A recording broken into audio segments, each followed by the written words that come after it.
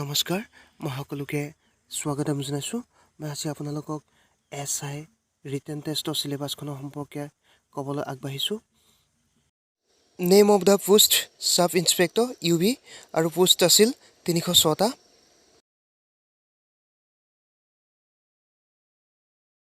Exam date ঘোষণা কৰা নাই ডেট অফ এক্সাম নীল বুলি লিখিছে ইয়াত যেটো কথা লিখিছে গুৰুত্বপূৰ্ণ হেতু পঢ়ি দিব ওলাইছো the candidates will have to appear for a written test in the district of his/her present residential address. The chairman reserves the right to change the venue of the test and no representation etc. will be entertained in this regard. Before entering the examination center, biometrics of each candidate will be done.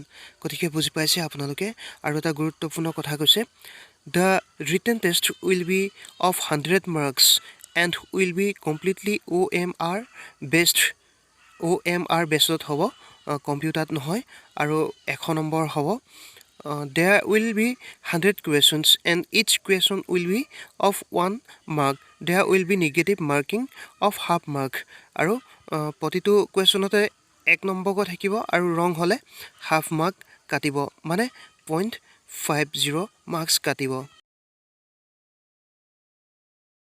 মই এতিয়া আপোনালোকক দেখাই দিবলৈ আগবাঢ়িছো সিলেবাছখন subject ওয়াইজত question number কিমান দিয়া হ'ব আৰু মাৰ্কস কিমান দিয়া হ'ব ইয়াত ধুনিয়াকৈ দিয়া আছে প্ৰথম সাবজেক্টখন হৈছে logical reasoning aptitude comprehension number of question ইয়াৰ পৰা আহিব 35 আৰু মাৰ্কস দিব দ্বিতীয় সাবজেক্টখন হৈছে culture and history of India and Assam 35টা কুৱেশ্যন 35 নম্বৰ জেনেৰেল নলেজত 30টা কুৱেশ্যন আহিব 30 নম্বৰ আহিব আৰু টোটেল হ'ব 100টা কুৱেশ্যন আৰু 100 নম্বৰ ইয়াত OMR বেছত হ'ব 4টা অপচন দিয়া থাকিব 100 নম্বৰ আহিব আৰু এটা কুৱেশ্যনত 1 নম্বৰকৈ আহিব ভুল হলে হাফ মাৰ্ক 1/2 মাৰ্ক বা 0.50 মাৰ্কস কাটিব এতিয়া আহো লজিক্যাল ৰিজনিঙত কি আহিব চেপ্টাৰ বিলাক 1 নম্বৰ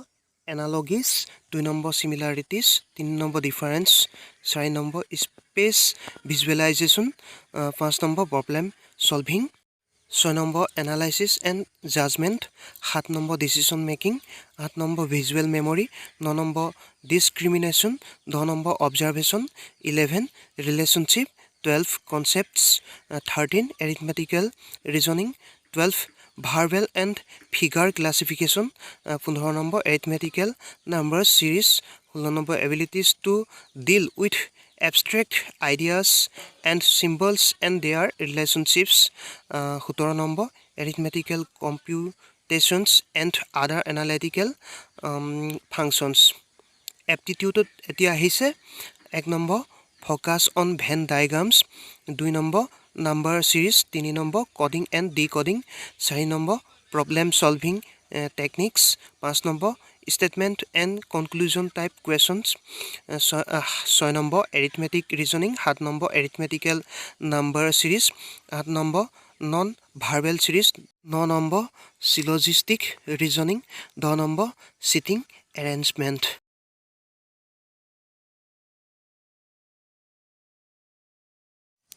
এতিয়া আহো history and culture of Assam and India 1 number major wildlife sanctuary and national park 2 number major rivers 3 number irrigation planning 4 number major tourism forts places ancient notable and natural places caves mausoleum etc 5 number major personalities of Assam political sportsmen artist administration author literature social worker etc এতিয়া আহো জিকে লৈ general নলেজত ফাৰ্ষ্টত আছে history 2 নম্বৰত আছে geography and socio economic 3 নম্বৰত আছে development of West Bengal and India 4 নম্বৰত আছে knowledge of current events of national and international importance and such matters of everyday observation and experience in their scientific aspects as may be expected on an educated person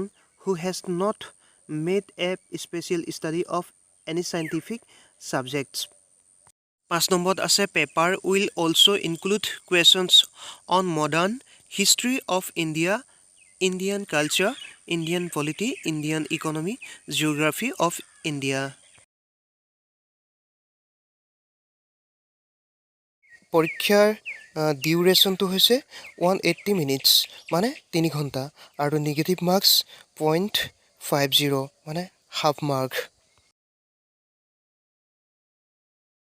ৰিটেনত qualify কৰাৰ পিছত PhD মাতিব. PhD তাত জুখিব height, weight আৰু বুকু জুখিব.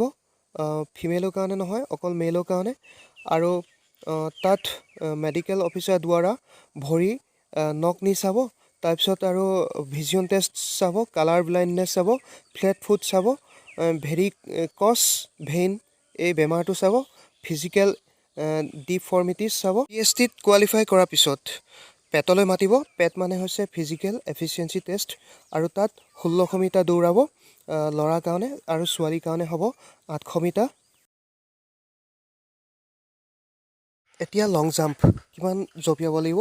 335 centimetre minimum ল'ৰাৰ কাৰণে, আৰু ছোৱালীয়ে জঁপিয়াব লাগিব 244 চেণ্টিমিটাৰ মিনিমাম, আৰু 3বাৰ চান্স দিয়া হ'ব.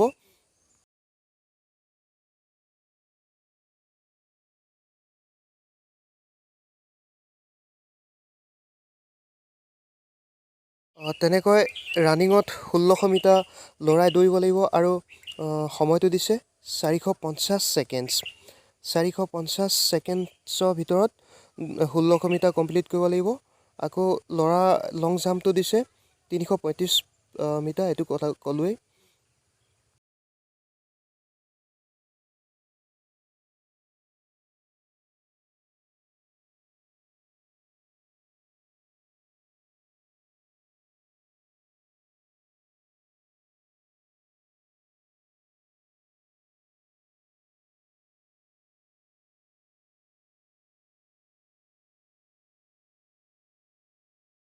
এতিয়া আহোঁ ফিমেল কেণ্ডিডেটছৰ কাৰণে. দৌৰিব লাগিব 800 মিটাৰ আৰু সময় দিছে 240 ছেকেণ্ডছ. লং জাম্প দিছে 244 চেণ্টিমিটাৰ আৰু 3বাৰ চান্স দিয়া হ'ব বুলি লিখা আছে ইয়াত. ভিডিঅ'টো চাই যদি আপোনালোকৰ ভাল লাগিছে, কিবা এটা উপকাৰ হৈছে যেন লাগিছে, তেন্তে আপোনালোকে শ্বেয়াৰ কৰক বন্ধুবৰ্গ, দাদা বাইদেউ, ভাইটি ভণ্টিসকলক, যাতে সকলোৱে উপকাৰ হয়. লাইক কৰিব, কমেণ্ট কৰিব. কেইখনমান guidebook: objective general English by SP Bagchi, first track objective arithmetic Rajesh ভাৰ্মাই লিখিছে, analytical reasoning by MK Pandey, lucent GK, history of Assam guidebook to Assam police. সদৌ শেষত আপুনি যাতে SI পায় তাৰ শুভকামনা জনাইছোঁ. ধন্যবাদ.